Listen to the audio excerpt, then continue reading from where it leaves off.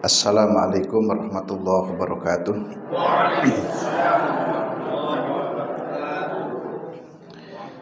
Innal hamdalillah nahmaduhu wa nasta'inuhu wa nastaghfiruh wa na'udzu billahi min shururi anfusina wa min sayyiati a'malina may yahdihillahu fala mudhillalah wa may yudhlilhu fala hadiyalah. Asyhadu an la ilaha illallah wahdahu la syarikalah wa asyhadu anna Muhammadan abduhu wa rasuluhu la nabiyya ba'dah. Allahumma salli wa sallim wa barik ala Muhammadin wa ala alihi wa sahbihi ajma'in, amma ba'du. Qala Allah ta'ala fil Qur'anil Karim, a'udzu billahi minasyaitonir rajim. Ya ayyuhalladzina amanu ittaqullaha haqqa tuqatih wa la tamutunna illa wa antum muslimun. Bapak Ibu jemaah sekalian rahmati Allah Subhanahu wa taala, kita akan melanjutkan kajian Tafsir Al-Munir karangan Dr. Wahbah Zuhaili, melanjutkan penghantar dari surat An-Najm surat ke-53. Kita masuk ayat yang pertama. Di ayat pertama, pertemuan yang lalu muqaddimahnya atau penghantarnya. Sebelum masuk ayat yang pertama, di sini di tafsir disebutkan ada beberapa keutamaan surat An-Najm. Ya, jadi fadluha, keutamaannya. Yang pertama, hadis riwayat akhraja Ibnu Mardawai an Ibni Mas'udin, dari Ibnu Mas'ud. Anna surat An-Najmi, surah An-Najm ini adalah awalu suratin, surat yang pertama a'lanan Nabiyyu sallallahu alaihi wasallam bi qiraatiha, yang dibacakan oleh Nabi pertama kali sekali, yang diperdengarkan bacaan Al-Qur'an kepada orang-orang musyrikin. Jadi ini secara terang-terangan. Jadi surat yang pertama kali dibaca oleh Nabi terbuka ini adalah surat An-Najm. Kan wahyu itu kan turun bertahap, ada yang sembunyi-sembunyi dulu, belum disampaikan secara luas, lalu ada yang secara luas. Nah, inilah surat pertama yang dibacakan secara luas. Faqara'aha fil haram. Beliau Nabi membacakan surat ini di haram, di tanah haram, mungkin di Masjidil Haram. Wal musyrikuna yasma'un, dan orang-orang musyrikin mendengarkan bacaan surat ini. Nah, inilah kalau kita sebut fadilah atau keutamaan yang pertama, bahwa surat yang pertama kali dibacakan oleh Nabi untuk orang banyak adalah surat An-Najm. Yang kedua, wa akhraja al-Bukhari wa Muslimun wa Abu Dawud wa Nasa'i an Ibni Mas'udin aidan. Hadis lain riwayat Imam Bukhari, Imam Muslim, Abu Dawud, Nasa'i, yang juga bersumber dari Ibnu Mas'ud, qala, ia berkata, awalu suratin unzilat fihi as-sajdah wan najmi. Surat yang pertama kali turun, yang di dalam surat itu ada ayat sajdah. Kan ayat sajdah itu ada sekitar 11 mungkin ya. Jadi di antara sekitar 11 ayat sajdah itu, yang pertama kali turun surat yang ada ayat sajdahnya ini surat An-Najm ini. Nanti kan ayat sajdahnya ada di ayat terakhir ini ya, di surat An-Najm ini. Nanti Bapak Ibu bisa cek ya. Di bagian ayat terakhir itu ada ayat sajdahnya, yang fasjudu lillahi wa'budu. Fasjudu, maka sujudlah. Nah, itu ayat sajdah. Jadi di antara beberapa tempat ayat sajdah di beberapa surat, maka surat yang ada ayat sajdahnya ini adalah surat An-Najm, dan ini surat yang turunnya lebih awal daripada surat-surat yang lain yang di situ ada ayat sajdahnya. Ini menurut hadis riwayat Bukhari, Muslim, Dawud dan Nasai. Ketika Nabi mendapati surat ayat sajdah dalam An-Najm ini, fasajada Rasulullah sallallahu alaihi wasallam, lalu Rasulullah SAW itu sujud. Karena Rasulullah sujud, maka wasajadan nasu kulluhum, orang-orang pun ikut sujud bersama Nabi. Illa rajulan, kecuali ada satu orang yang dia itu tidak mau sujud. Jadi saat peristiwa itu, saat ketika Nabi membacakan ayat sajdah lalu Nabi sujud, maka seluruh manusia yang ada yang mendengar itu ikut sujud. Tapi ada satu orang yang tidak mau sujud. Dia tidak mau sujud. Di sini disebutkan siapa orang yang tidak mau sujud itu, illa rajulan, kecuali ada seorang, itu bernama Umayyah bin Khalaf. Jadi ada seorang yang bernama Umayyah bin Khalaf. Nah, si Umayyah bin Khalaf itu tidak mau ikut sujud. Ada juga dalam bacaan lain yang ditemukan ya Abu Jahal. Jadi ayat sajdah ini Bapak Ibu, ya, sedikit kita jelaskan ayat sajdah. Ayat sajdah itu adalah ayat yang jika dibaca ada anjuran untuk sujud. Jadi tidak wajib, tapi kesunahan. Ada anjuran jika membaca ayat sajdah maka kita dianjurkan untuk sujud. Itu bisa dibaca di dalam sholat atau bisa dibaca di luar sholat. Di luar sholat itu ya seperti ini, kita sedang pengajian, kalau ustadz pas membaca ayat sajdah, ustadznya sujud, maka jamaah pun ikut sujud begitu. Nah, ini sepertinya dalam konteks ini di luar sholat. Jadi Nabi ketika membacakan surat An-Najm, pas masuk ayat sajdah, Nabi sujud. Yang lain ikut sujud, tapi ada satu orang yang dia ini orang kafir, Umayyah bin Khalaf. Berarti kalau di situ kan kalau sedang sholat kan nggak mungkin orang kafir ikut sholat, berarti dalam satu ruang terbuka membacakan. Wa fi riwayatin annahu alaihi salatu wassalam sajada wa sajada ma'ahu al-mu'minun wal musyrikun wal jin wal ins ghaira Abi Lahabin. Dalam satu riwayat disebutkan ketika Nabi SAW sujud, maka sujudlah seluruh yang ada saat itu. Orang-orang mukmin ikut sujud. Bahkan disebutkan wal musyrikun, orang-orang musyrik saat itu pun ikut sujud. Wal jin, jin-jin pun ikut sujud. Wal ins, dan manusia yang ada ikut-ikut. Ghaira Abi Lahabin, kecuali Abu Lahab. Ini si Abu Lahab ini nggak mau ikut sujud. Padahal di situ disebutkan ada yang mukmin, ada yang musyrik pun pada ikut sujud, tapi ada satu orang yang tidak mau ikut sujud, ini namanya Abu Lahab. Kalau dalam riwayat yang tadi namanya Umayyah bin Khalaf. Jadi ada dua riwayat, Umayyah bin Khalaf. Kalau di riwayat sini sebutkan Abu Lahab.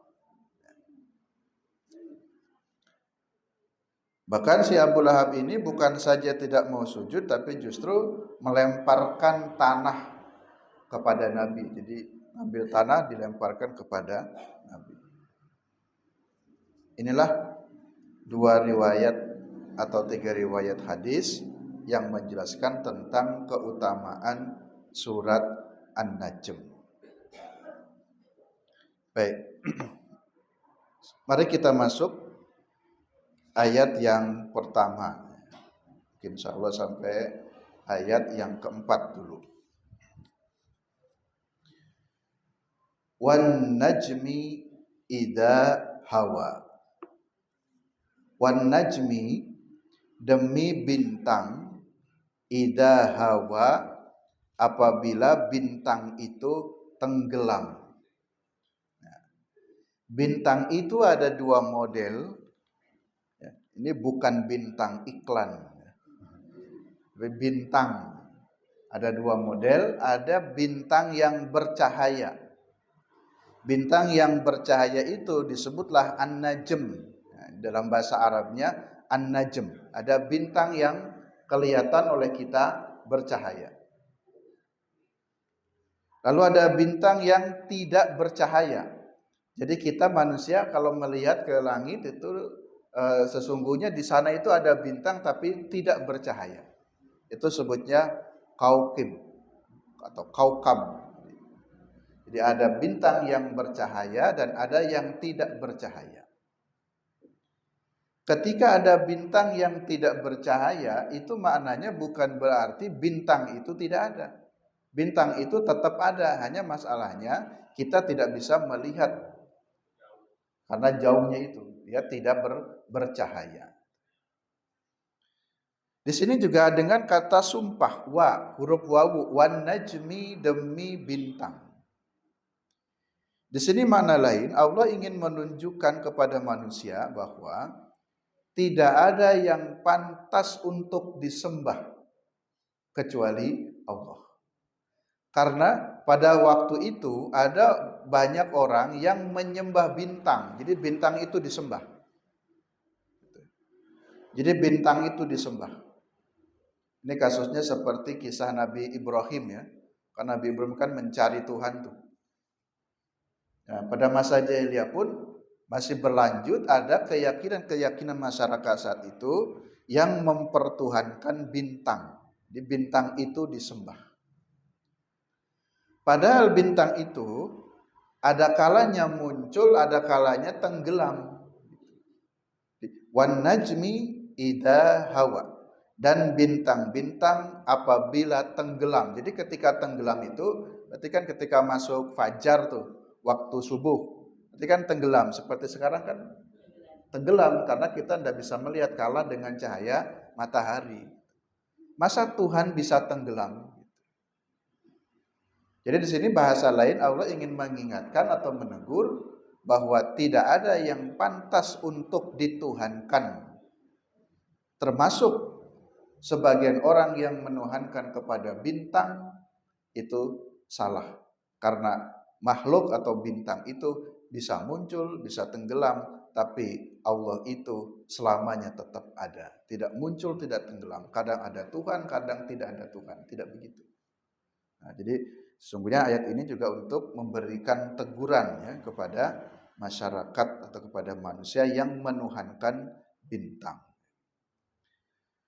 Memang perilaku manusia saat itu bukan hanya saja menyembah bintang, tetapi bintang itu dijadikan sebagai ramalan nasib seseorang. Nasib baik, nasib buruk itu dengan cara meramal bintang. Dalam kitab Tauhid ada satu pembahasan tentang bintang juga. Ini tauhid ya, konsepnya keyakinan akidah.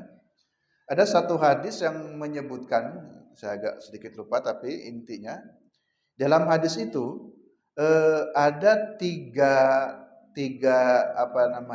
hikmah Allah menciptakan bintang.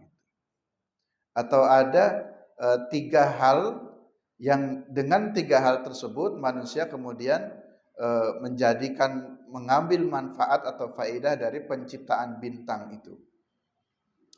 Yang pertama, bahwa bintang itu diciptakan oleh Allah untuk rujuman lisyayatin, untuk merajam setan.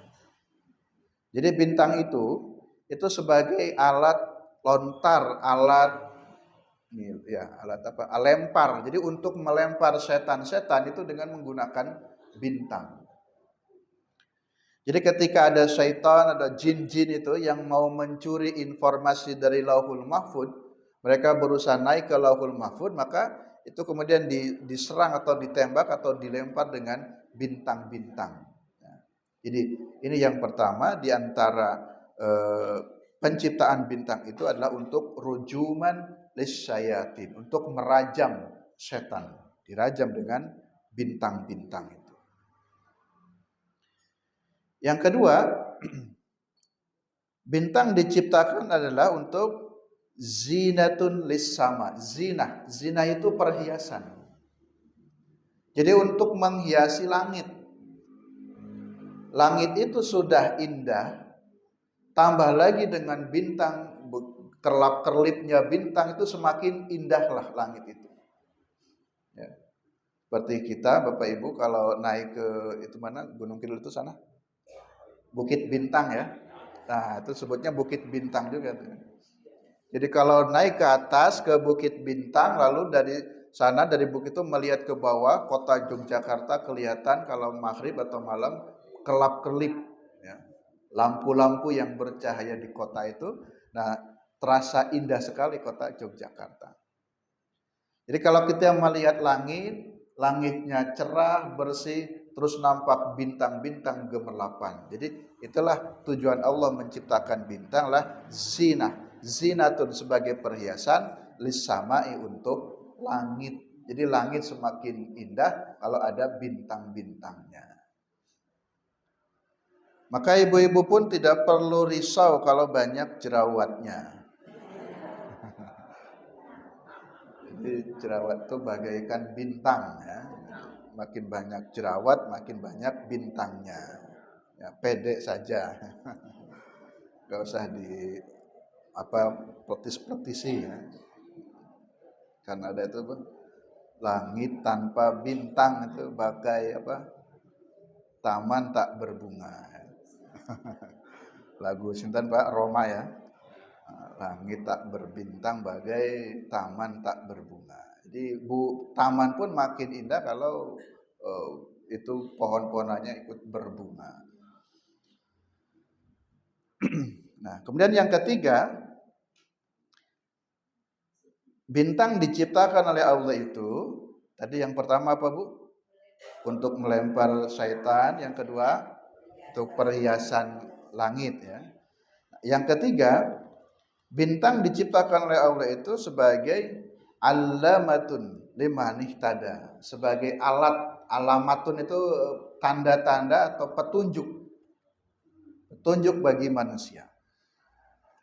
Nah, petunjuk bagi manusia ini ya, ini bisa dipelajari ya. Seperti orang-orang yang kalau dulu di padang pasir. Di padang pasir itu kan begitu luasnya. Untuk menentukan arah mana timur, barat, utara, selatan, itu bisa dengan mengamati bintang. Bagi yang sudah tahu ya, saya nggak tahu seperti apa itu mengetahui di barat, timur. Bagi para nelayan ya, di tengah lautan yang begitu luas, mereka bisa pulang ke daratan. Padahal kalau kita nggak tahu mana jalannya, itu bisa dengan mengamati bintang. Memang sengaja oleh Allah diciptakan bahwa bintang itu sebagai petunjuk bagi manusia. Hanya sayangnya di sini ada sebagian manusia yang menjadikan petunjuk ini menjadi sesuatu yang negatif. Padahal yang dimaksudkan oleh Allah sebagai petunjuk bagi manusia sebagai arah. Tapi di sini kemudian dijadikan petunjuk yang negatif itu adalah untuk meramal nasib, ya, sesuatu yang jadinya maknanya negatif. Nah, maka inilah yang diingatkan, ini yang dilarang. Jadi petunjuk yang di situ bukan petunjuk kepada peramalan atau ramalan-ramalan ya, ramalan bintang. Wan najmi idza hawa. Aqsamu bin najmi ay bin nujum inda matamila lil ghurub. Jadi bintang itu condong ketika gurub itu akan terbenam. Bil mail ilal ufuq ta'riful jihad ma'adda Muhammadun an tariqil hidayah wal haq wa masara ghawiyan mutakalliman bil batil wa qila an najmu as-suraya idza saqatat ma'al fajr. Nah, ini sedikit. Ada yang mengatakan bintang di situ namanya bintang Suraya. Ya, mungkin ibu-ibu bapak pernah mendengar ada bintang Suraya. Ketika musim COVID itu ya sering ada ceramah-ceramah bintang Suraya. Yang bintang Suraya ini wakila ada yang mengatakan an-najmu, najm di situ adalah as-suraya.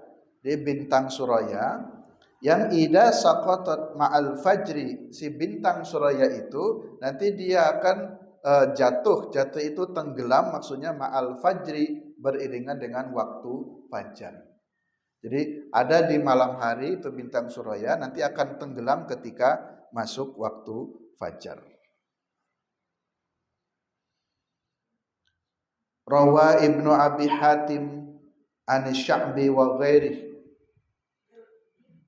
Ada hadis riwayat Ibnu Abi Hatim dari Asy-Sya'bi dan yang lainnya qala al-khaliqu yuqassimu bima sya'a min khalqihi wal makhluq la yanbaghi lahu ayuqsima illa bil khaliq. Nah, jadi begini. Sini ada makna sumpah tadi ya, wan najm, ada huruf waw, najm. Sumpah waw, qasam. Ada dua pemaknaan. Al-Khaliq, Khaliq itu Allah.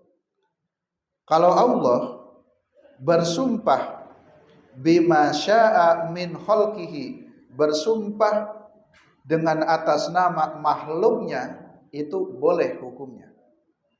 Jadi kalau Allah menyebut sumpahnya dengan menyebut nama makhluk, itu boleh. Kan banyak Allah sumpah-sumpah yang Allah sendiri menyebut wan najmi wasyamsi wal laili. Jadi menyebut nama-nama makhluk. Atau dengan waktu wal fajri wal asri wad duha. Itu sumpah dengan atas nama makhluk yang diucapkan sumpah itu oleh Al-Khaliq, oleh Allah, itu boleh. Jadi bagi Allah tidak ada larangan. Tetapi bagi makhluk, nah kita sebagai makhluk wal makhluk la yanbaghi lahu ayuqassima ila bil khaliq. Kalau makhluk, kita sebut saja kita manusia, kalau manusia itu tidak boleh bersumpah kecuali dengan nama Allah. Jadi kalau makhluk itu enggak boleh bersumpah dengan nama makhluk. Kalau harus bersumpah, maka bersumpahlah dengan nama Allah. Sehingga kalau orang bersumpah, misalkan di pengadilan atau dalam kasus tertentu orang itu harus bersumpah, maka menggunakan huruf qasam, kan? Wal huruf wal qasami ya al wawu wal ba'u wat ta. Huruf qasam itu huruf wawu, huruf ba, huruf ta. Jadi masukkan lafaz Allah dengan wawu, wallahi, itu sumpah, benar-benar nama Allah. Atau boleh dengan menggunakan huruf ta, tallahi, boleh. Bukan hanya wawu saja. Atau dengan huruf ba, billahi. Nah, itu huruf qasam ya. Jadi huruf wal qasam salah satu al wawu wal ba'u wat ta. Cuman kita kebanyakan pakai wawu ya. Wallahi, demi Allah. Boleh tallahi, billahi. Jadi kalau makhluk jika harus bersumpah, maka bersumpahnya harus nama Allah. Tidak boleh nama makhluk. Ya. Jadi kalau bersumpah dengan menyebut nama makhluk nanti jadinya syirik. Tapi kalau Allah bersumpahnya dengan atas nama makhluk boleh. Karena memang makhluk yang diciptakan oleh Allah. Nah maka kalau di masyarakat suka ada orang yang sumpah serapah ya. Demi langit, demi bumi, saya enggak mencuri. Itu demi langit, demi bumi, saya enggak mencuri. Dia ingin menunjukkan memang benar dia tidak mencuri, cuman sayang dia bersumpahnya dengan atas nama makhluk. Demi langit, demi bumi, saya enggak apa-apa, saya enggak tahu. Itu salah, sumpah begitu. Atau ada lagi, demi disambar geledek, saya enggak melakukan itu. Nah, ini sumpah. Jadi, contoh, coba Bapak Ibu perhatikan contoh, ada dua contoh. Umpamanya nih, pencuri ya, orang mencuri. Si A ini benar-benar mencuri, dia pencurinya si A. Lalu dia bersumpah, demi Allah saya enggak mencuri, padahal dia pencurinya. Ini si A. Kalau si B ini enggak mencuri. Dia benar tidak mencuri, kemudian dia bersumpahnya begini, demi langit, demi bumi, Demi disambar geledek, saya enggak mencuri. Coba, siapa yang betul?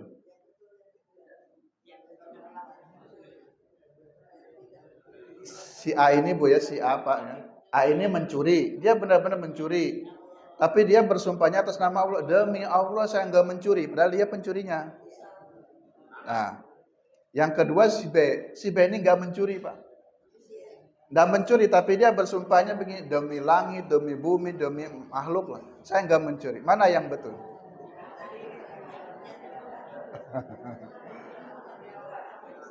Yang apa? Yang B?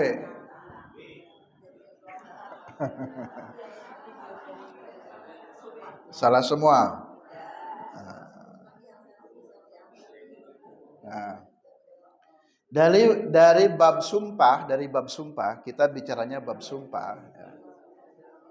Maka yang salah dari sisi akidah ini konsep sumpah ini kan masuk di sini. Itu yang salah itu yang si B. Dia ini sebenarnya nggak mencuri, tapi dia bersumpahnya demi langit, demi bumi, demi sambil gelek saya nggak mencuri. Padahal dia itu benar, dia itu jujur. Tapi dalam konsep bab sumpah tidak boleh makhluk itu bersumpah dengan makhluk. Ya, itu. Jadi wal makhluk la yanbaghi lahu ayuqassima. Makhluk itu tidak boleh bersumpah illa bil khaliq, kecuali sumpahnya dengan Allah, dengan nama Allah.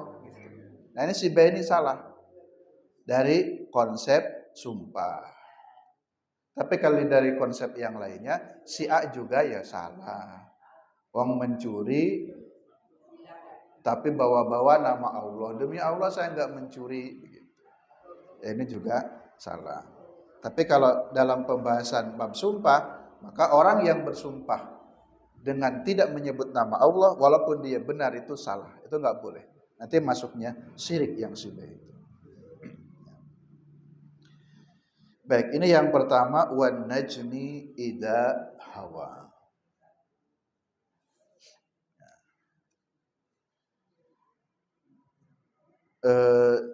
Saya baca di tafsir yang lain, saya catat ini jumlah di tafsir Kementerian Agama ya. Di tafsirnya sebutkan bahwa ternyata jumlah bintang itu, Ibu pernah menghitung belum tuh? Belum.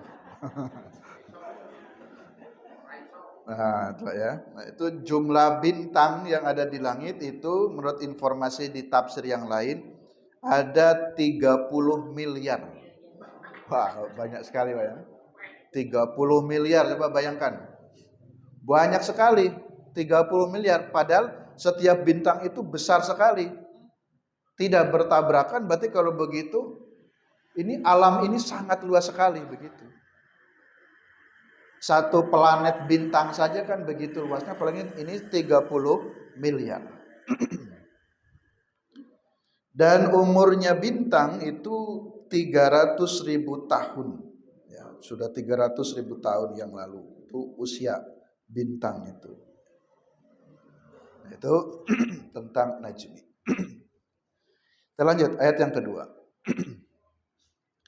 Ma dhalla sahibukum wa ma ghawa. Ma dhalla, tidaklah dhalla. Kita sering mengartikan sesat. Sahibukum, sahibmu. Sahib itu artinya teman. Temanmu tidak sesat. Wa ma ghawa, dan tidak pula ya, keliru, hampir sama sebenarnya. Sahibukum itu maksudnya siapa? Ini Nabi Muhammad. Sahibmu. Muhammad itu sahibmu, temanmu. Selama 40 tahun wahai orang-orang Makkah saat itu, kamu berteman, kamu tahu persis bagaimana Muhammad itu orang yang baik, orang yang jujur. Kok masih kamu dustakan, kira-kira begitu. Kenapa masih kamu tidak percaya dengan apa yang disampaikan oleh Nabi Muhammad? Apa yang dikatakan Nabi Muhammad itu ma dhalla wa ma ghawa. Tidak salah. tidak keliru, tidak sesat, tidak. Jadi apa yang disampaikan oleh sahibmu, istilah sahib ini kan bestie. Bestie itu apa ya? Friend. Ibu bestinya siapa, Bu? Jangan duduknya selalu di situ, mesti dengan bestinya.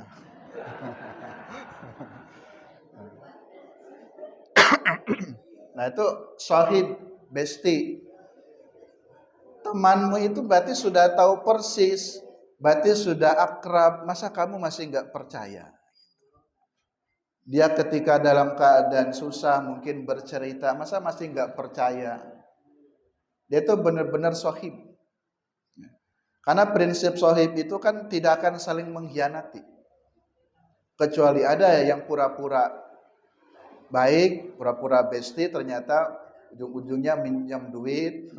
Lalu kemudian setelah itu temanannya sudah pergi, itu pura-pura sahib. Tapi sahib yang sebenarnya kita akan saling membantu. Karena sudah sama-sama satu chemistry, Bu ya.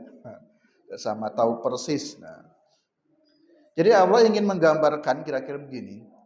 Wahai manusia, orang-orang Arab saat itu, kamu sudah lama bergaul dengan Muhammad. Muhammad itu orang yang baik sejak kecil, sejak remaja. Tidak pernah itu terdengar ada beritanya Muhammad yang kecil itu suka berantem, suka mabuk, suka berkelahi. Tidak ada ceritanya. Bahkan ketika remaja pun sudah dikenal sebagai orang yang jujur, sehingga Khadijah percaya mencari anak-anak remaja, anak muda untuk diberikan amanah, tanggung jawab, melaksanakan bisnisnya. Itu Khadijah mempercayai kepada Nabi Muhammad. Sampai kemudian tingkat kepercayaan masyarakat saat itu di usia 35 tahun dapat gelar Al-Amin, dapat dipercaya. Lalu ketika 40 tahun mendapatkan wahyu menjadi nabi, lah sekarang giliran menjadi nabi atau mendapatkan wahyu kok kamu tidak percaya. Jadi apa yang dikatakan oleh sahibmu itu ma dhalla wa ma ghawa. Jadi tidak mungkin ya, salah, tidak sesat, tidak keliru. Ya. Quraisy Shihab ini saya mendengar tafsir beliau ketika menyampaikan ini, kata dolla dan kata gowa itu dari segi bahasa sedikit berbeda. Nah, sini kan ada dua kata, Bu ya, dolla dan gowa. Umumnya dolla itu diartikan sesat. Ya. Tapi kalau di sini beliau memaksudkan dolla itu artinya tidak tahu arah. Ya. Jadi dolla itu tidak tahu arah. Orang yang tidak tahu arah itu bisa kembali. Jadi tidak selamanya buruk orang dolla itu. Tapi kalau yang gowa itu yang sudah benar-benar tersesat. Jadi istilahnya yang tingkatan lebih buruknya itu dikata gowa. Jadi ma dolla wa ma gowa. Jadi dolla itu tidak tahu arah. Tidak tahu arah itu Bapak Ibu pergi ke satu tempat bingung, ini arahnya kemana ya itu. Tapi ketika kita masih bingung arahnya kemana, itu masih bisa kembali, masih bisa dilacak. Jadi bukan istilah tersesat yang sudah benar-benar tersesat, bukan begitu maknanya. Jadi dola itu hanya kehilangan arah. Seperti dalam surat Ad-Duha itu, apa itu? Wa wajadaka dolan fahada. Jadi Nabi itu wawajadaka dolan. Jadi Nabi itu mendapati kehilangan arah. Jadi kehilangan arah itu belum tahu mana yang benar. Kalau ada agama-agama ini yang benar yang mana. Maka Allah memberikan petunjuk, memberikan wahyu yang benar ini yang seperti ini. Lalu dipandu dengan wahyu itu. Jadi istilah dola, jadi seseorang yang kehilangan arah, yang hilang arah itu bisa kembali, bisa dilacak kembali, itu namanya dola. Tapi kalau gowa itu istilahnya yang benar-benar sudah keliru, sudah menyimpang dari kebenaran. Itulah gowa. Sehingga di sini untuk mempertegas ma dhalla sahibukum wa ma gowa. yang terakhir ayat 3 dan 4. Wa ma yantiqu 'anil hawa. Ini untuk mempertegas bahwa Nabi Muhammad itu ya tidak sesat, Nabi Muhammad itu tidak keliru, apa yang dikatakan oleh beliau itu benar, karena wa ma yantiqu 'anil hawa, tidaklah apa yang diucapkan oleh Nabi itu anil hawa, dari hawa nafsunya. Jadi apa yang diucapkan oleh Nabi itu bukan dari hawa nafsunya. Yantik, natik itu berbicara. Coba Bapak Ibu, saya tanya, ini bedik-bedikan, hewan apa yang bisa bicara? Hewan apa yang bisa bicara? Bapak? Beo. Hewan yang bisa bicara ini ya kita manusia.